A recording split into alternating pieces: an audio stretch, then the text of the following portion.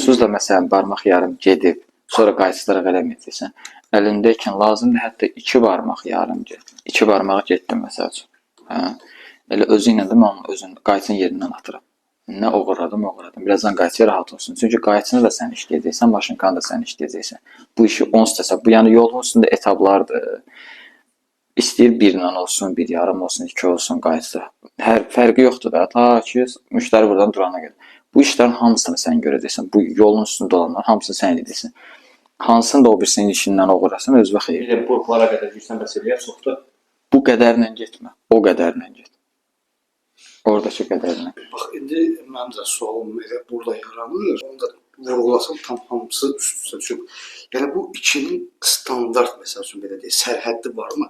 Məsəl üçün bura qədər rahat maşınka işlər. Buradan bu tərəfin qayçıdan uğramış olmuş. Bəs mən onu deyirəm də. Deyirəm bir pastavka. Gedirik. Bir pastavka qədər aşağısıdır. O aşağısı dediyimdə qulaqdan üstə bir barmağa düşdü də. Aşağısı bir pastavkanın burayla fırlandı. Düzdür? Sonrasında düşdü 2 barmaq. Həmin onu 2 barmağa yerdi. Standartı mən başa salıram. Sonrası qayçılaraqdır. Bu zaten keçdiyimiz şey. Bir burada da başa düşdüm. İndi mən sən deyən variantı indi əlimə atıram ki, hamısı 2 ilə götürmək istəyirəm və yaxud heç standart gedirəm.